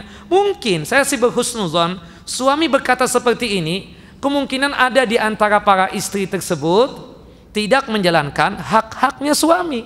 Jadi begini, ada kan misalnya, maaf ya ibu-ibu ya, pengajian oke, Masya Allah, tapi dari pagi sampai malam, pagi sampai zuhur, habis zuhur ada lagi, zuhur sampai asar, habis asar nanti asar sampai maghrib, maghrib sampai isya, habis isya mengaji lagi. Cukup pilih salah satu saja, ya, pilih salah satu. Ya, maka oleh sebab itu misalnya fokuskan dengan kajian, misalnya apa? Kita belum mantap tauhid. Di mana ustadz yang ngajarkan ilmu tauhid? Kebetulan dekat rumah kita, datangi itu. Subhanallah, pengajian di Blok M Square ini kan ada. Rumah kita kebetulan dekat dari masjid kita ini yang ada dekat sekitar Blok M Square ini. Jangan pengajiannya subhanallah ke Cibubur, kan kejauhan. Akhirnya ketika pulang terlambat. Suami datang ke rumah nggak ada istri, ngomel lah suami, iya kan? Subhanallah, apalagi dia tinggal di Jakarta, tinggalnya di Jakarta. Pengajian ke Bogor, ke Bandung, apa begitu? Nggak tepat. Apalagi nyetir sendiri, kan ke Bogor, ke Bandung kan harus ada mahram. Ini nyetir mobil sendiri. Itu yang mungkin dikatakan oleh suami lebay, kelebihan. Ustadznya sama. Kalau pingin juga, kita bisa nonton di TV Roja, sama ustadznya, siaran langsung kok. Oh enggak afdal ustadz kalau enggak ketemu ustadznya. Emang ibu ketemu sama ustadznya? Hadir di tempat mau ketemu ustadz? Enggak bisa kan? Apalagi banyak misalnya seperti tablik akbar itu, kan banyak. Ustadznya juga enggak meladeni ibu. Saya yakin seperti itu. Makanya perlu kita di umur kita sekarang ini tetap bersemangat mengamalkan sunnah. Tapi ingat, jangan sampai kewajiban kita kepada suami kita tinggalkan. Kewajiban kita kepada istri juga kita tinggalkan. Bapak-bapak misalnya mengaji Masya Allah, tapi nggak mau kerja, ini. Enggak, udah ya, tawakal Allah. Ada duit makan, kalau nggak ada duit nggak apa-apa puasa. Nggak bisa Pak. Jadi kalau bapak tanya sama saya, Ustadz saya ingin ngaji sama Ustadz setiap hari, tapi saya nggak ada kerjaan, saya nggak mau kerja Ustadz. Oh, istri kamu mau gimana? Ya Ustadz minta sumbangan aja nanti. Nggak bisa begitu. Nggak bisa. Jadi kalau ditanya pagi, besok Senin misalnya ada pengajian di tempat ini, bapak besok kebetulan kerja juga, pilih yang mana? Kerja apa ikut mengaji? Kerjalah, itu kewajiban bapak. Mengaji kan bisa di hari libur atau maghrib ke isya, ada waktu buat bapak. Atau kali lagi kosong ketika bapak nyetir mobil, buka radio, ada radio Roja, ya kan? Yang sifatnya tersebut bisa mengarahkan ustadz-ustadz tersebut. Jadi jangan sampai kita ya kadang bersemangat oke lah, tapi jangan sampai meninggalkan kewajiban, baik istri ataupun suami, ya seperti itu. Kemudian juga mohon juga saran untuk suami yang semoga suami ridho dengan amalan yang saya kerjakan, karena saya takut sekali akan adab kubur dan siksa neraka. Insya Allah suami ibu ridho. Mungkin dia kesal, kenapa? Karena mungkin ibu tidak menjalankan hak-haknya suami. Itu yang membuat dia menjadi marah. Mungkin ibu, ya kan, saking banyaknya pengajian membuat ibu tidak masak nasi, akhirnya beli lagi. Akhirnya membuat apa? Membuat suami kesal. Yang kedua mungkin dia sudah beli, nemani makan aja nggak mau. Suami itu kadang pingin ditemani makan, duduk bersama. Itu memang sifatnya laki-laki. Ibu di situ harus ada waktu untuk suami. Di situ harus ada waktu. Begitupun juga kita, bapak-bapak, kita sebagai laki-laki juga harus ada waktu untuk istri kita. Harus ada waktu untuk istri kita. Ya, untuk anak-anak kita bil khusus. Kita sudah kerja plus dengan ngaji, dengan taklim, ya. Jangan sampai juga anak-anak kita keteteran. Ya, jangan sampai. Ingat, menjalankan sunnah satu kebaikan, Masya Allah. Puasa sunnah, qobliyah dan ba'diyah, salat duha dan seterusnya. Tapi ingat, taklim juga pengajian. Tapi ingat, jangan sampai meninggalkan kewajiban. Nah, untuk pengajian ibu-ibu kalau bisa, kalau di rumah, sudah ibu-ibu di rumah. Maghrib misalnya kalau bisa di rumah udah, sama anak-anaknya. Jangan pengajian juga maghrib datang juga tetap. Di rumah lagi bikinnya, subhanallah. Malam minggu lagi, malam ahad lagi bikinnya, subhanallah. Akhirnya habis malam ahad, selesainya jam 9 malam atau jam 10 malam. Orang kan curiga. Seperti itu jadi permasalahan lagi. Maka oleh sebab itu saran saya kalau ibu-ibu sih pagi aja lah, pagi atau habis zuhur. Habis itu sudah di rumah, ya, di rumah. Kalau khusus ibu-ibu ya, pagi atau habis zuhur sampai asar. Setelah itu di rumah lah. Malam itu di rumah, temani suaminya, temani anak-anaknya, ya. Sampaikan, kita dapat ilmu satu, alhamdulillah hari ini. Sampaikan kepada suami dan kepada anak-anak semua. Wallahu alam, itu kira yang berkaitan dengan pembahasan kita. Insya Allah kita sambung lagi bulan yang akan datang berkaitan tentang masalah macam-macam ibadah. Baru satu yang kita jelaskan yaitu berkaitan dengan masalah doa. Sebelumnya memang kita sudah jelaskan macam ibadah berkaitan tentang iman, Islam dan ihsan. Wallahu a'lamu bis-shawab. Wa sallallahu nabiyana Muhammad wa ala ali Muhammad kama sallaita ala Ibrahim wa ala ali Ibrahim innaka Hamidun Majid. Wa barik ala Muhammad wa ala ali Muhammad kama barakta ala Ibrahim wa ala ali Ibrahim innaka Hamidun Majid. Subhanakallahumma wa bihamdika asyhadu an la ilaha illa anta astaghfiruka wa atubu ilaik. Assalamualaikum warahmatullahi wabarakatuh.